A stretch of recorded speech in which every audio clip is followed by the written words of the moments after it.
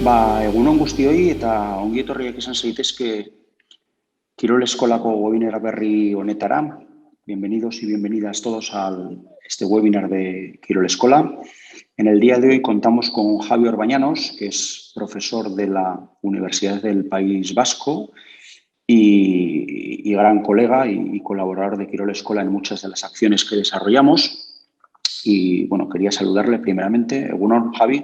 Egunon, Jon, y egunon a todos. Vale, bueno, el webinar de hoy es una tarea complementaria con un experto en la temática que debería de servir para complementar o auxiliar un poco en las dudas que se hayan generado a lo largo del curso, en los contenidos que habéis visto en los vídeos, en los diferentes ejercicios que habéis tenido que ir haciendo y que de alguna manera pues os sirvan para solventar algunas de las dudas que tengan y bueno, y por parte de Javi, pues presentar una nueva perspectiva quizá más práctica y menos teórica acerca de lo que habéis estudiado. Bueno, pues Javi, te dejo y te cedo la palabra y luego, pues bueno, todos aquellos y aquellas que tengáis alguna duda, pues podéis ponerla en el repositorio de preguntas o en el chat y luego se las lanzaremos a Javi cuando haya terminado la exposición. De acuerdo. Bueno, pues es que ricasco, Jon, y es que ricasco a todos los asistentes a este webinar. Quiero agradecer a Kirol Escola que haya contado conmigo para esta presentación.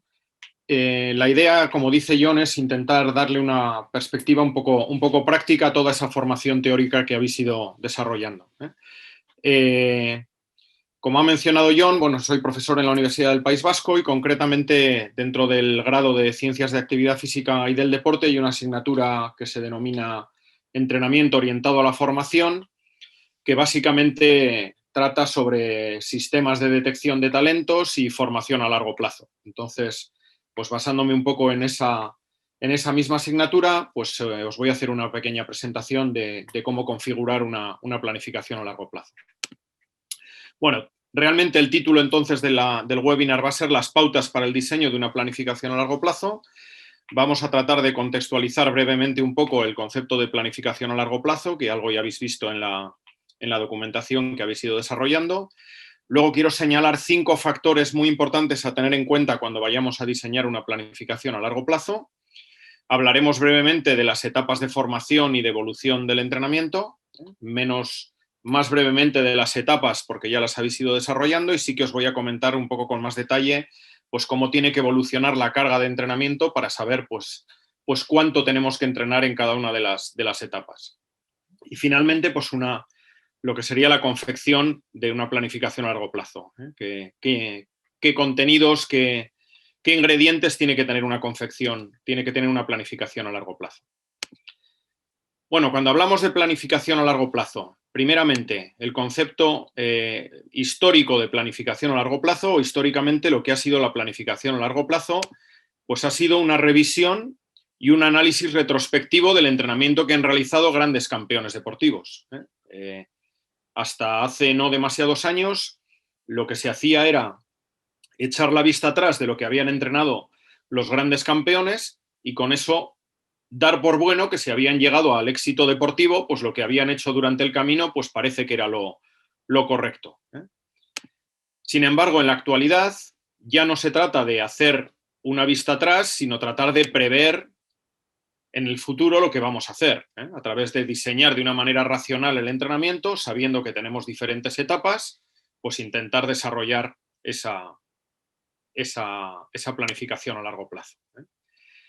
¿Para quién estaría dirigida una planificación a largo plazo? Bueno, por supuesto, como os decía, dentro de lo que es esa asignatura que imparto en la facultad, aquellos deportistas que han sido seleccionados porque tienen un talento especial y que se ve que en el futuro pueden conseguir un alto rendimiento, tienen necesariamente que desarrollar una planificación a largo plazo. No tiene ningún sentido detectar deportistas con talento para que luego el plan de entrenamiento no esté pensado a largo plazo para conseguir ese máximo rendimiento. Pero no solo para ellos. Todo deportista tiene derecho a que se programe su entrenamiento y que se contemplen sus características, tanto las que tiene en la actualidad como las que irá teniendo en las diferentes etapas, y que la carga de entrenamiento esté pensada para atender pues, a las características que tiene él o ella como deportista pero también las diferentes particularidades que tiene cada deporte o cada especialidad, ¿eh? Y atendiendo además de manera muy importante a los aspectos de crecimiento y maduración que tienen que ir ligados a la evolución del entrenamiento. Cuando hablamos de planificar, os pongo ahí una definición un poco académica, vamos a decir, basada en Mestre.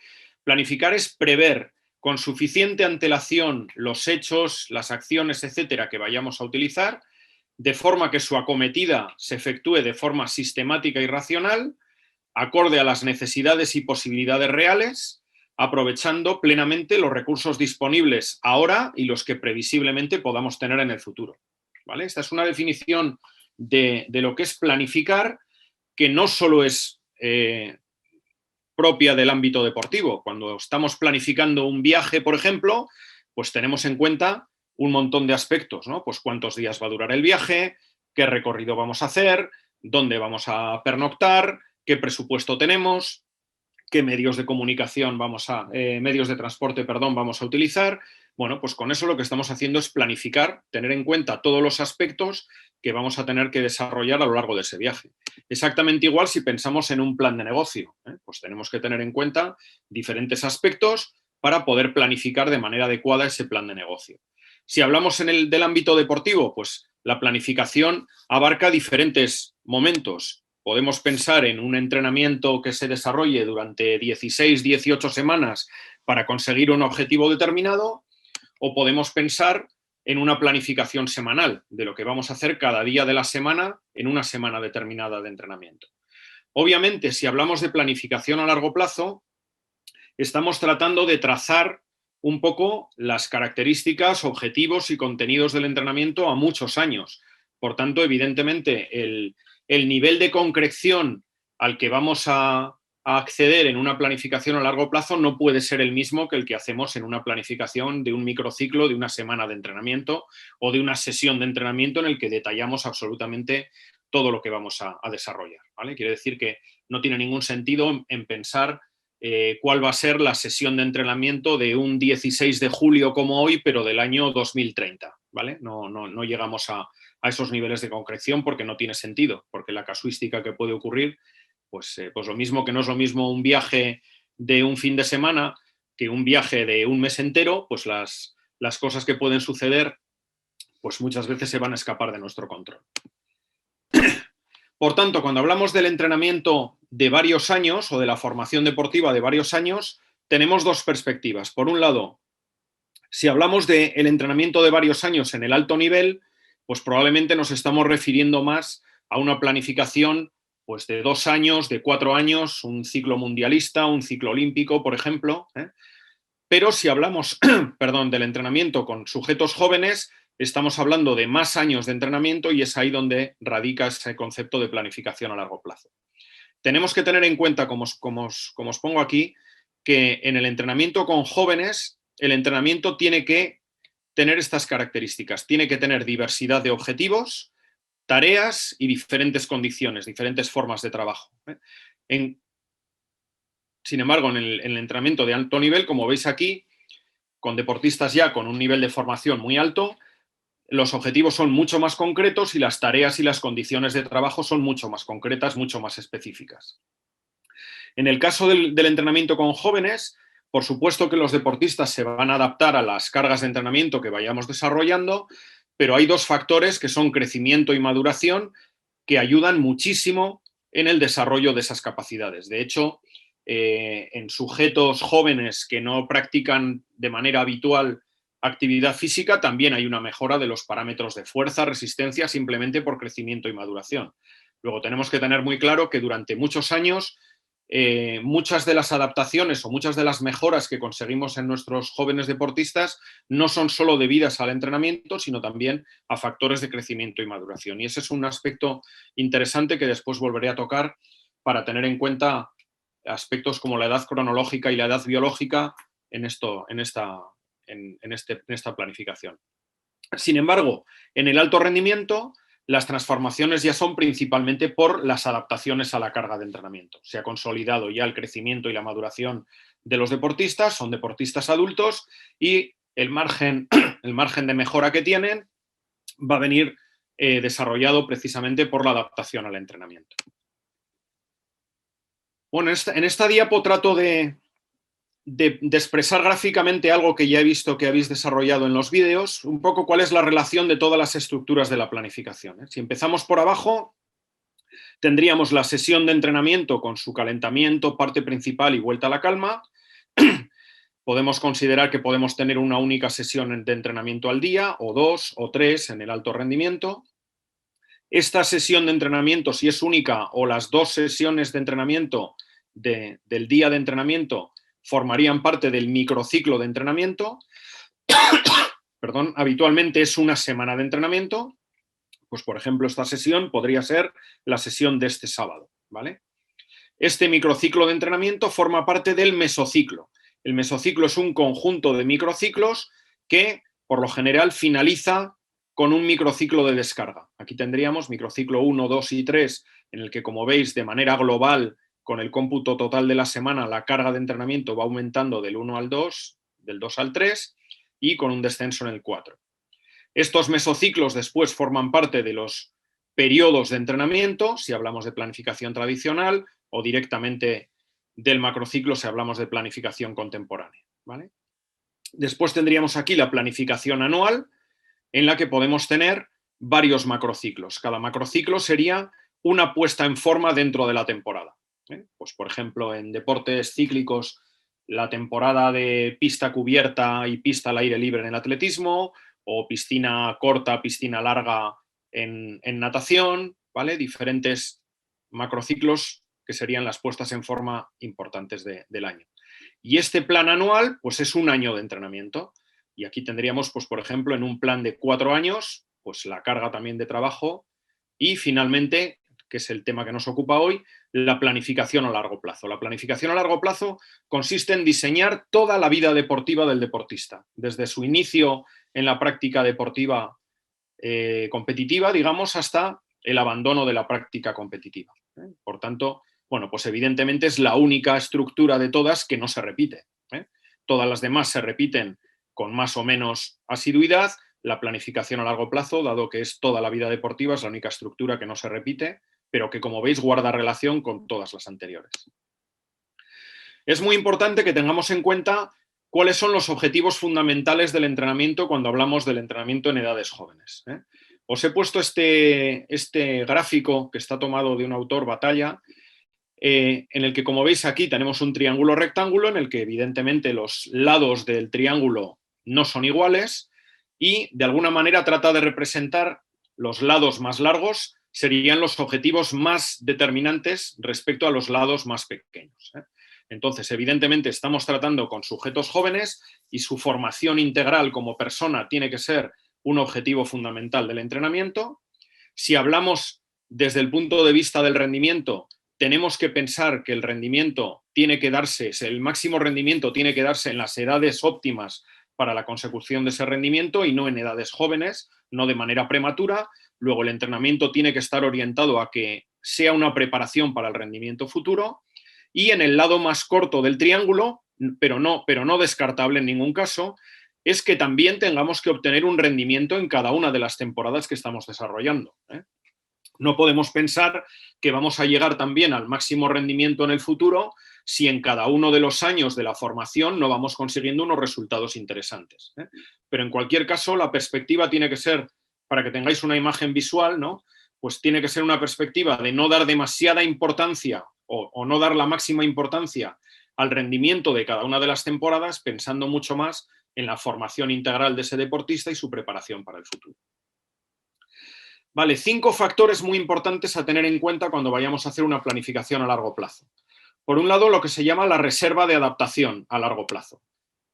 Como dice Kunzelman, el éxito en el deporte competitivo a alto nivel se debe no solo a lo que se hace en el momento, sino también a lo que se haya hecho en el pasado.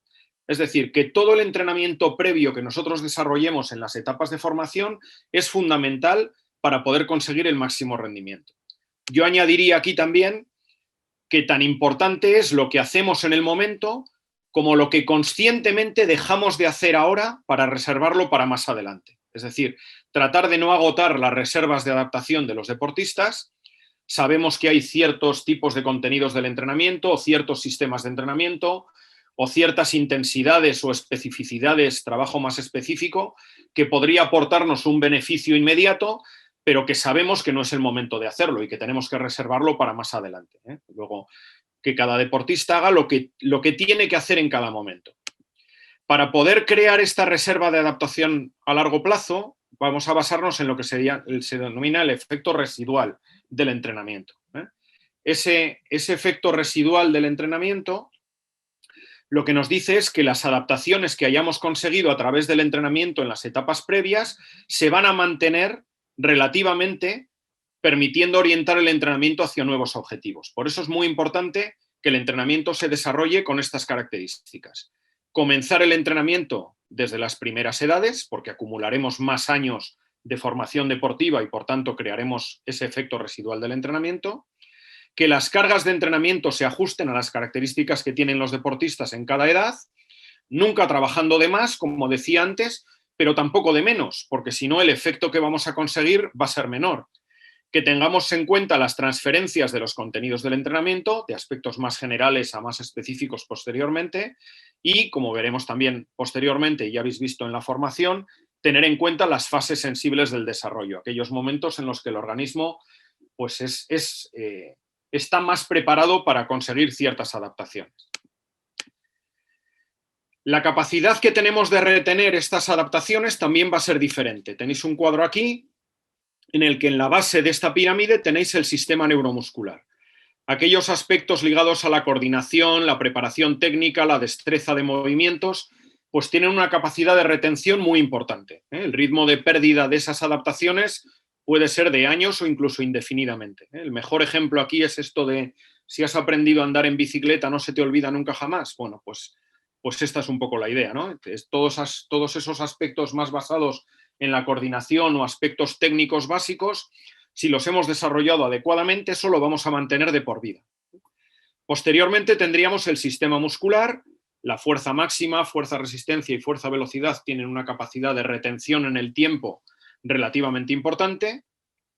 Algo menos el sistema cardiovascular y el sistema respiratorio, que en algunos meses o en algunos años podríamos perder las adaptaciones conseguidas con el entrenamiento.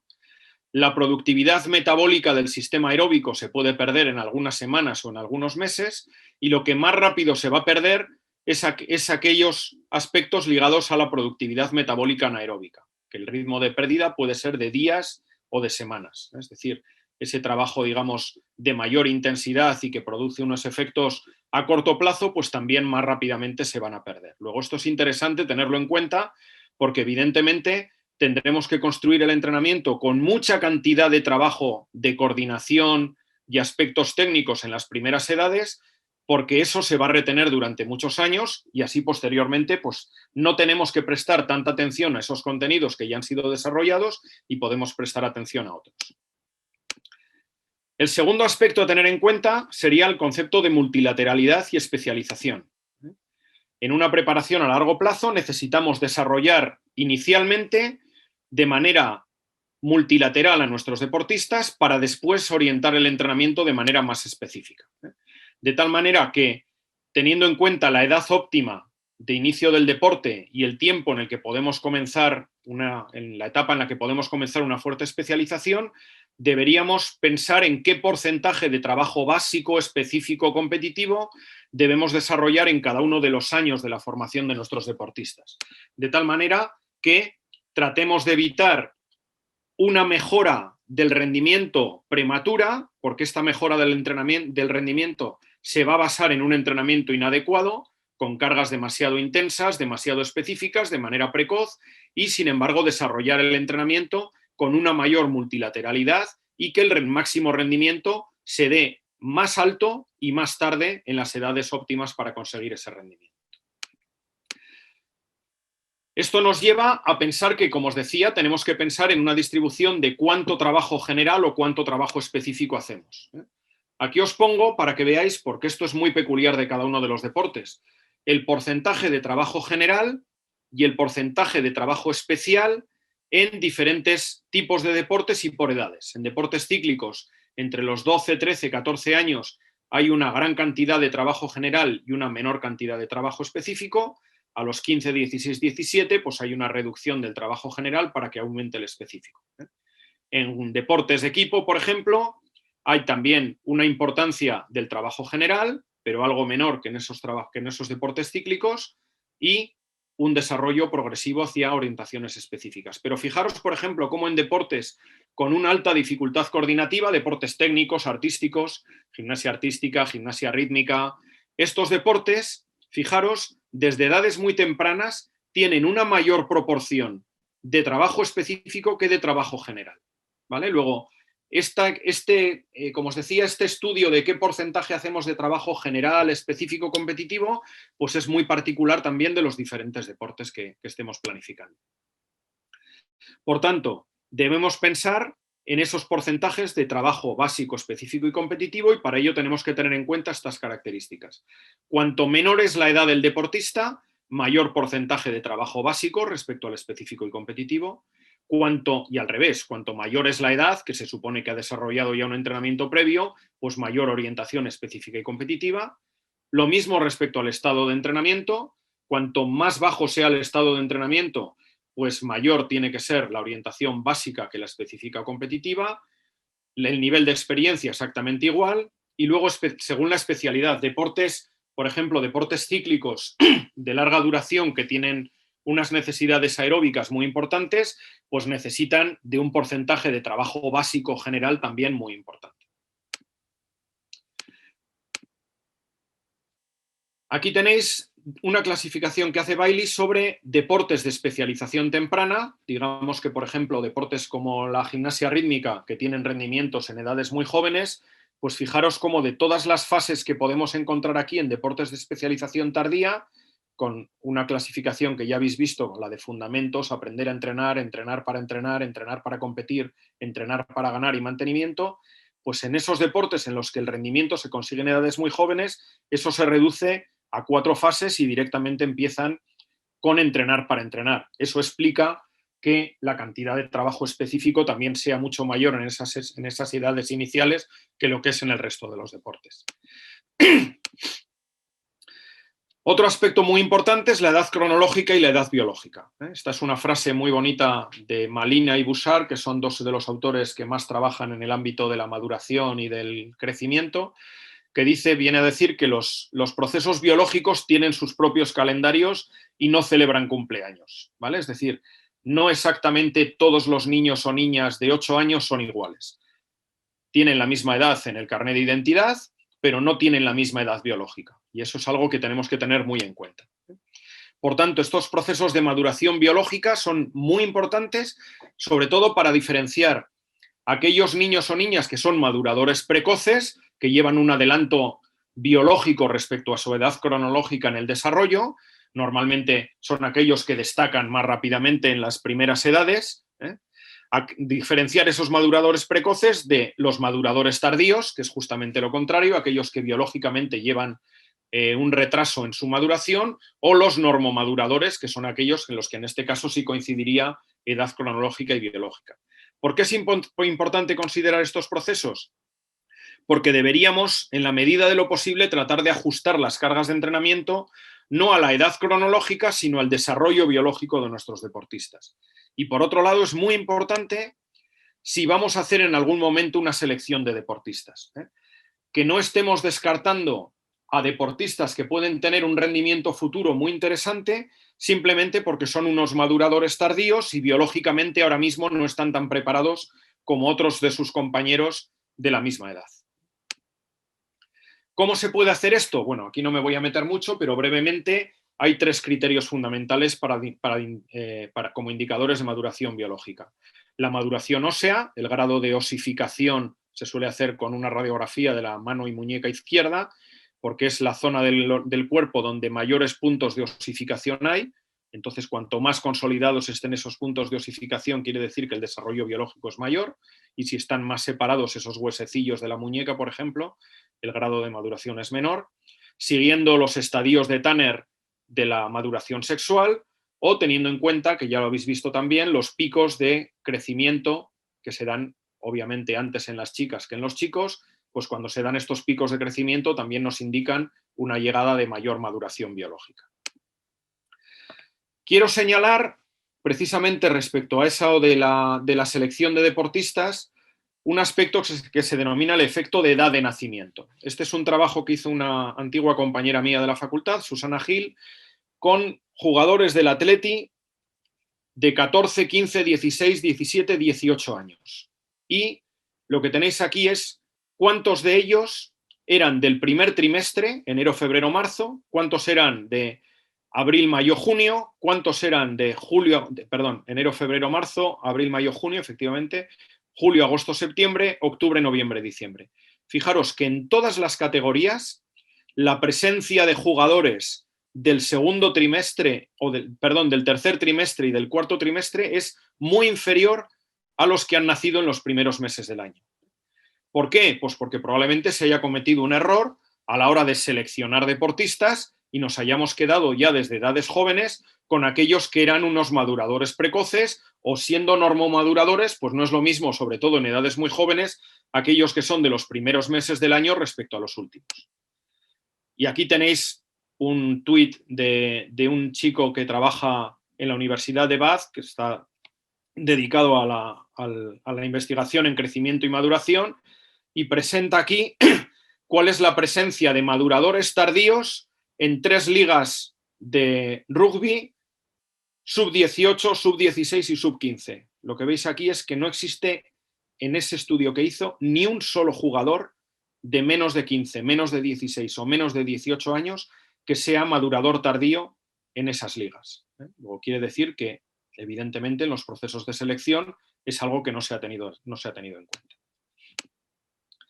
Y por último, como os decía, las fases sensibles, otro de los aspectos a tener en cuenta en este desarrollo de las capacidades motoras. No me voy a extender aquí porque tenéis esta documentación, ya es similar a la que tenéis en lo que habéis estudiado en los diferentes ciclos de vuestra formación.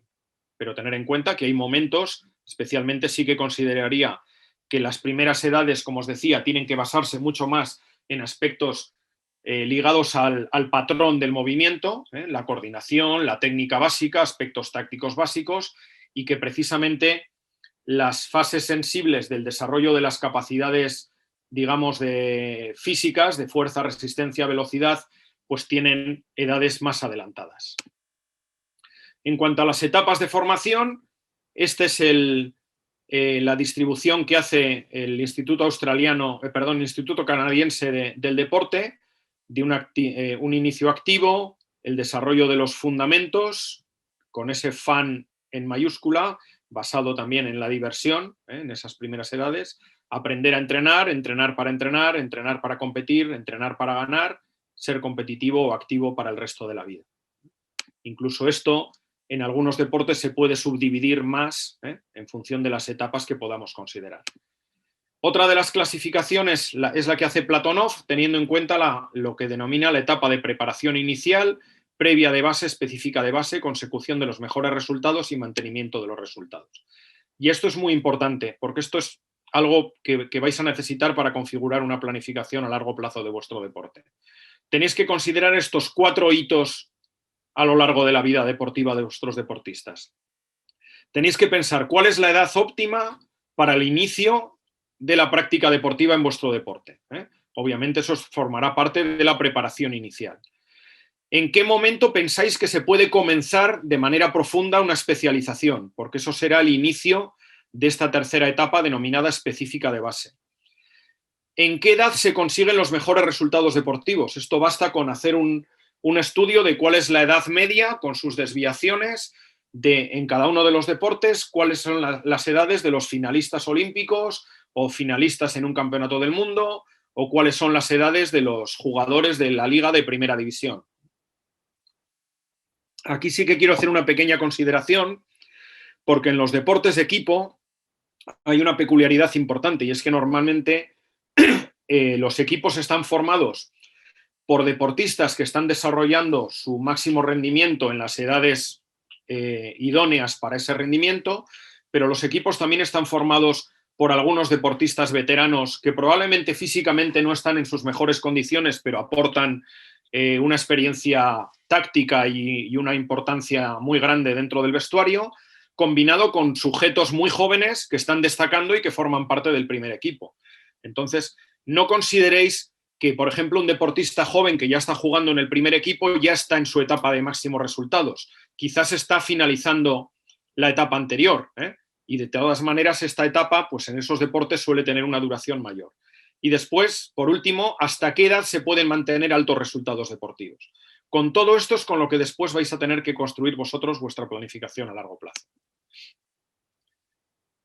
Lo que quiero que veáis aquí es que incluso para un deporte concreto como es la natación, no es lo mismo la distribución de estas etapas en hombres que en mujeres, y tampoco lo es para distancias de velocidad o distancias de fondo, ¿vale? Luego, no solo tengo que pensar en el deporte, sino también en las especialidades específicas de cada uno de esos deportes. Respecto a la carga de entrenamiento, y esto es muy importante, el volumen de entrenamiento, la cantidad de entrenamiento que desarrollamos, va creciendo de manera notable en las 3 primeras etapas, tiende a estabilizarse algo más en la cuarta, incluso puede descender en esa etapa de mantenimiento de los resultados. Son deportistas que ya han llegado a su máximo rendimiento y quizás pues aguantan 2, 3 años más en el alto rendimiento o alargan su vida deportiva, pero normalmente pues quizás no están preparados o no están muy dispuestos a entrenar tanta cantidad de entrenamiento. Respecto a la intensidad del entrenamiento, fijaros que va aumentando progresivamente, pero el rango de aumento es mucho menor que el del volumen durante las 2 primeras etapas. Luego, el entrenamiento tiene que aumentar principalmente en cantidad de entrenamiento durante las 2 primeras etapas, con un incremento progresivo pero más leve de la intensidad, y aquí, como os decía, es donde se sitúa el inicio de una fuerte especialización. Eso va unido también a un aumento importante de la intensidad del entrenamiento, que esta sí puede mantenerse en la última etapa, aunque reduzcamos algo el volumen. Y finalmente, esta gráfica, el porcentaje de trabajo específico, que va muy ligado también a la intensidad.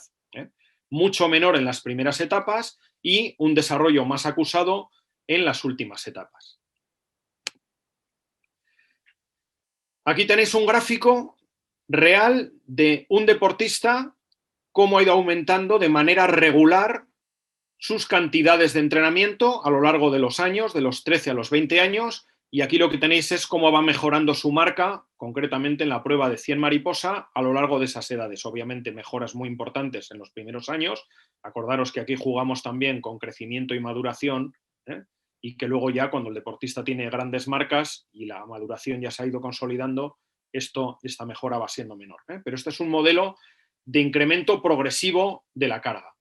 No todos los deportistas lo hacen así. También hay deportistas que llevan un incremento progresivo de la carga hasta las edades previas a las que se considera que se pueden conseguir grandes rendimientos. En este caso también es para una prueba de 100 mariposa en el caso femenino, en el que hasta, fijaros, de los 15 a los 16 años el aumento del volumen de entrenamiento, de la intensidad, va siendo progresivo, pero entre los 16 y 17 años lo primero que hay es un brusco aumento del volumen de entrenamiento, no tanto de la intensidad. De los 17 a los 18 sigue aumentando el volumen de entrenamiento, y aquí sí que lo hace también de manera muy importante la intensidad, y se consiguen los mejores resultados en torno a los 19-20 años. Obviamente este es un modelo mucho más agresivo, con incrementos muy importantes de la carga, que tiene un problema, y es que normalmente cuando alcanzamos después el máximo rendimiento, el tiempo que podemos mantenerlo suele ser bastante menor. Vale, la parte práctica, confección personalizada de una planificación a largo plazo. Tenéis que buscar, en primer lugar, distribuir las etapas de la vida deportiva. Cada uno en su deporte tendrá que tener en cuenta, como hemos dicho, cuál es la edad óptima de inicio, cuál es la edad óptima para conseguir un desarrollo máximo de la especialización y consecución de los mejores resultados y mantenimiento. Con esos 4 hitos tenéis que construir esas etapas. Después tendréis que considerar cuáles son las características generales y específicas de los deportistas en cada una de las etapas, algo que también habéis visto en los contenidos de vuestro curso. Y establecer los objetivos generales y específicos para cada una de las áreas, luego no solo objetivos generales, sino también específicos de objetivos técnicos, tácticos, de fuerza, de resistencia en cada una de las etapas. determinar cuánto vais a entrenar, y aquí por eso digo que puede ser un desarrollo personalizado. Pensar en vuestra situación habitual, si estáis dirigiendo un club, por ejemplo, pensar cuánto es lo máximo que pueden entrenar vuestros deportistas en función de las características de vuestro club, de posibilidades de instalación, entrenamiento, etcétera, y cuánto pensáis que deben entrenar en las primeras etapas. Y confluyendo desde las edades de inicio hasta el máximo rendimiento, ir haciendo una progresión de esas cargas. Por otro lado, determinar no solo cuánto, sino qué vais a entrenar en cada una de las etapas, cómo vais a desarrollar ese entrenamiento, qué modelos de planificación vais a utilizar y qué test de evaluación y predictores de rendimiento vais a poder determinar. Si lo pusiésemos todo en un Excel, sería algo así como esto. Esto sería, por ejemplo, la primera etapa. Imaginaros un deporte en el que consideramos que la edad óptima de inicio son los 8 años y que esta etapa inicial abarca 4 años de entrenamiento, 8, 9, 10, 11 años. Y sería la etapa de preparación inicial, que puede coincidir, por ejemplo, aquí os puede ayudar las categorías federativas, pues 2 años de pre-Benjamín y 2 años de Benjamín. Aquí meteríamos primero cuáles son las características generales de los niños y niñas entre los 8 y los 11 años, qué características específicas tienen desde el punto de vista de su desarrollo y maduración, desde el punto de vista psicológico, desde el punto de vista social, luego qué características tienen específicas en diferentes áreas, qué objetivos generales pretendemos para esta etapa de 4 años y qué objetivos específicos tenemos para la preparación física, la técnica, la táctica, incluso para su desarrollo social.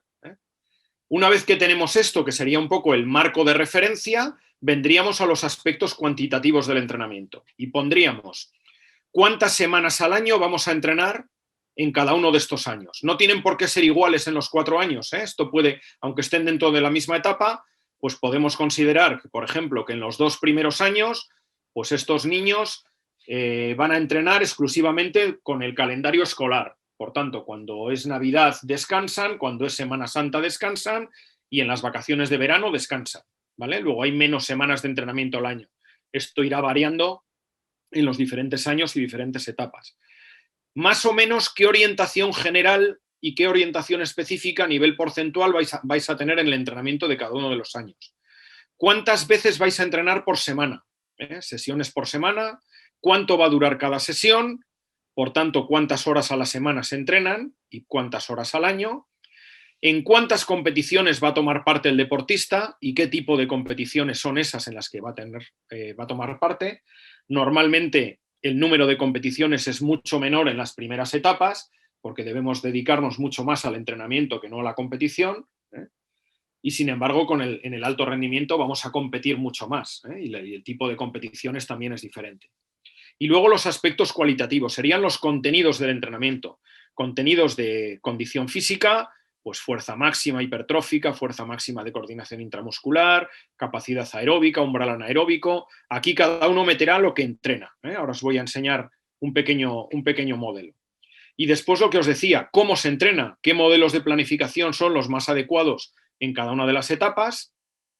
Cuando en deportes de equipo, por ejemplo, podemos pensar en iniciar la temporada con una pretemporada que normalmente en las primeras edades no se va a desarrollar, pero en qué edades podemos considerar que podemos comenzar con una pretemporada y qué duración puede tener. Algunos indicadores, algunos test que nos digan cómo se va desarrollando el entrenamiento y tener unas predicciones de rendimiento. ¿Qué esperamos en función del objetivo que tenía nuestra planificación a largo plazo? Que por eso os decía que puede ser personalizada, puede ser una planificación a largo plazo del director técnico de una federación nacional que aspira a tener campeones olímpicos, o puede ser la planificación a largo plazo de vuestro club, en el que simplemente lo que queréis es tener organizadas todas las etapas de formación. Probablemente tengáis diferentes entrenadores en cada una de las etapas y deberéis indicarles qué es lo que se espera que hagan en cada una de las etapas, qué objetivos tienen que conseguir, qué contenidos de entrenamiento tienen que desarrollar y cuánto tienen que entrenar. Pues simplemente para eso merece la pena hacer una planificación a largo plazo. Bien, esto sería un poco la presentación. Os enseño brevemente ¿cómo podría quedar todo esto después que lo desarrollemos? Pues aquí hablamos de las características. Pues tenemos características generales en cada una de las etapas de los deportistas, características específicas respecto al grado de desarrollo, aspectos psicológicos o sociales. No nos olvidemos de estos aspectos psicológicos y sociales, que si hemos dicho en ese triángulo que hemos dicho antes de una formación integral del deportista, pues si también estamos enseñándole al deportista a respetar a los compañeros, a respetar a los adversarios, a respetar al entrenador, a los árbitros, respetar el material, todo ese tipo de cosas que son importantísimas deben formar parte de los contenidos del entrenamiento, aunque se haga de manera transversal. Por otro lado, trazaríamos los objetivos del entrenamiento, ¿vale? Están en diferentes páginas de Excel porque si no ocuparía todo demasiado, pero aquí tendríamos los objetivos generales y específicos de la preparación física, técnica, táctica, social en las diferentes etapas, ¿vale? Como veis ahí. Después tendríamos la parte más numérica, digamos, pues cuántas horas por semana, cuántas sesiones por semana, cuántas semanas de entrenamiento al año, cuántas competiciones, qué porcentaje de trabajo general y específico, ¿vale? ¿Qué modelos de planificación podemos utilizar y predicciones de rendimiento? Pues en esta primera etapa, pues disfrutar de la práctica deportiva, nada más. Aquí, pues clasificarse entre los 4 primeros que juegan la Liga Alevín. Clasificarse entre los 3 primeros y optar al título de Copa Vasca en cadete. Optar al título de Copa del Rey en juvenil. Clasificarse entre los 4 primeros para el playoff y optar al ascenso o otro tipo de clasificarse para puestos en ligas europeas. Depende, como os digo, el modelo en el que hayáis desarrollado vuestra planificación a largo plazo. Tener previstos algunos test y evaluaciones que vayáis a hacer a lo largo de las diferentes etapas. Y muy importante, los contenidos del entrenamiento. Quizás esto sea un poco lo más arduo de desarrollar. Este es un modelo desarrollado, por ejemplo, para el fútbol, en el que, hablando de resistencia, fuerza, velocidad, pues tenemos aquí un poco el desarrollo de esas capacidades y mucho más aquí, por ejemplo, en contenidos técnico-tácticos. Pues aquí tenéis, fijaros, desde técnica básica, pues control, conducción, tiro, golpeo, regate, diferentes características y aquí despeje, desvío, táctica defensiva, táctica ofensiva, todo lo que consideréis, todo lo que se vaya a entrenar a lo largo de toda la etapa de formación, y ahora lo pongo más pequeñito para que lo vayáis viendo, pues cómo se desarrollaría. Obviamente los colores rojos son donde tiene más importancia esos contenidos de entrenamiento, amarillo un inicio de esos contenidos del entrenamiento, pues tratar de determinar qué se va a entrenar a lo largo de todas las etapas de formación. Como veis, por ejemplo, en deportes cíclicos, aquí incluso el grado de concreción podría ser mayor y podríamos determinar hasta cuántos minutos por semana podemos estar trabajando de diferentes zonas de entrenamiento. En el caso del fútbol, en un deporte colectivo, pues sin más, este cuadro así con diferentes colores, bueno, pues es una declaración de intenciones un poco del entrenamiento que queremos desarrollar. Termino con esto y ahora sí que estoy abierto a las preguntas que queráis hacerme.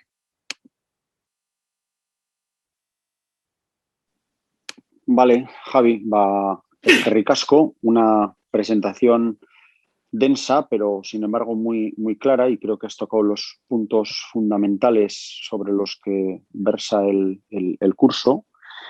Y bueno, si los asistentes y las asistentes se animan y dejan alguna pregunta en el chat, te la voy a pasar, pero yo sí que tenía algún aspecto que quería puntualizar, ¿no? Casos absolutamente prácticos y que creo que cualquiera que haya estado entrenando en deporte de base se puede encontrar, ¿no?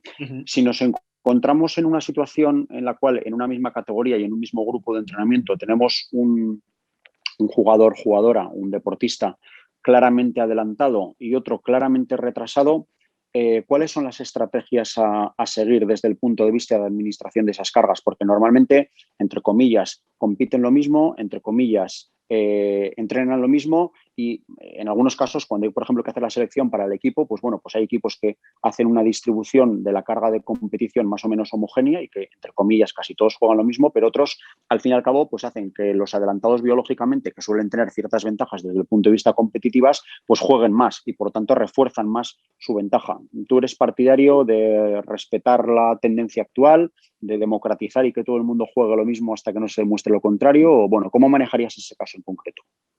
Bueno, es una pregunta complicada. Depende mucho de la estructura en la que estemos trabajando. Quiero decir que la filosofía del club en el que estemos trabajando nos va a marcar clarísimamente la orientación.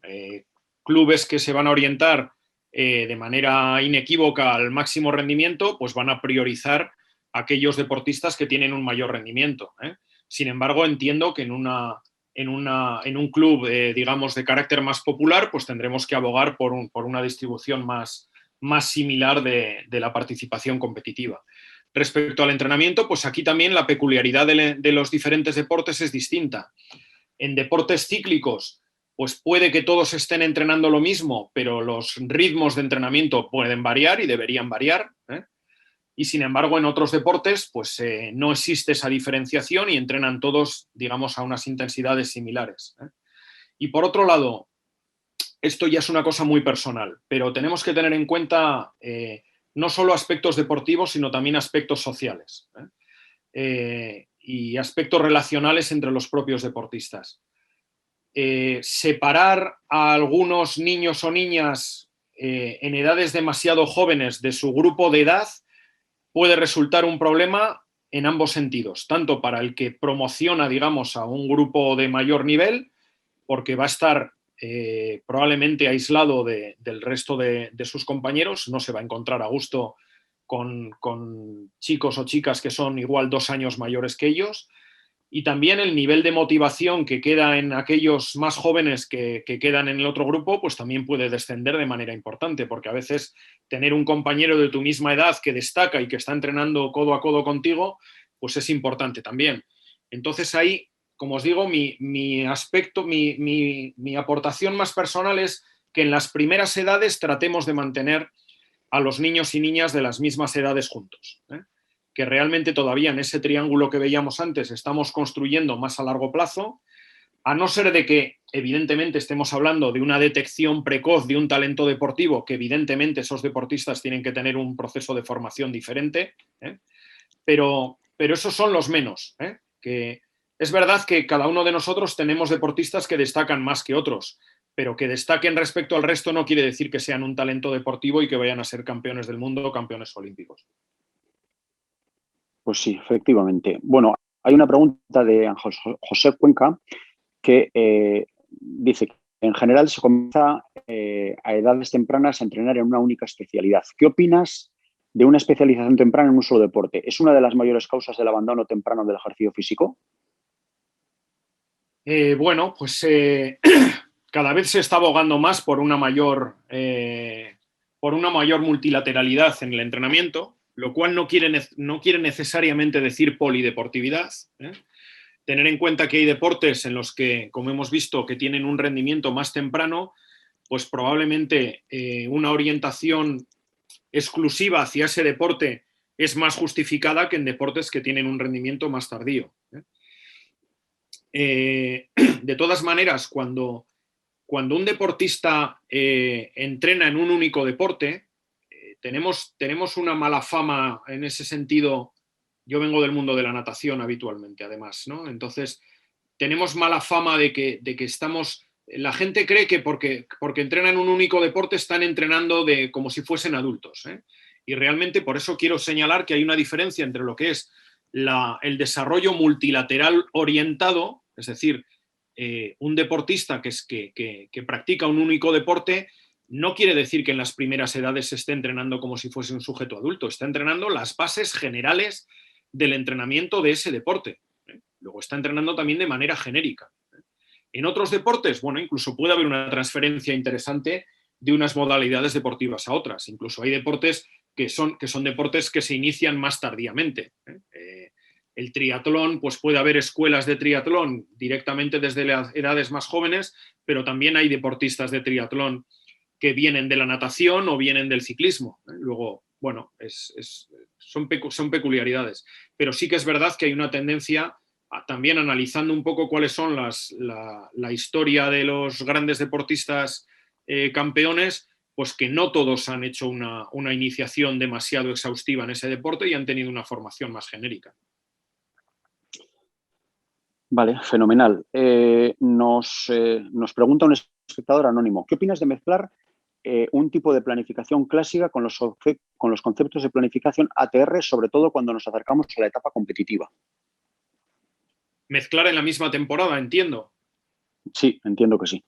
Bueno, eso nos lo va a marcar el calendario de competiciones. Lo primero que tenemos que tener en cuenta es de manera muy práctica.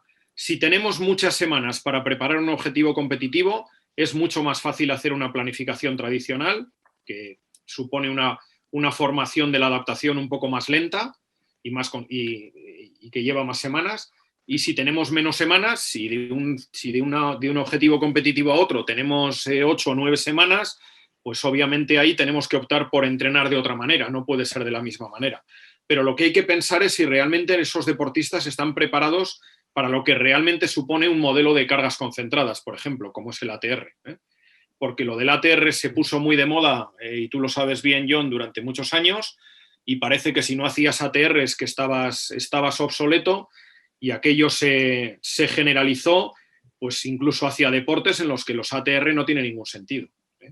Por ejemplo, deportes de equipo en el que es imposible que durante lo que es la temporada competitiva se estén haciendo ATRs, porque con la configuración clásica de un mesociclo de acumulación en el que tenemos grandes volúmenes de entrenamiento de orientación general, es imposible que tú puedas estar haciendo eso durante 3 semanas si estás realmente compitiendo dentro de la liga. No tiene ningún sentido.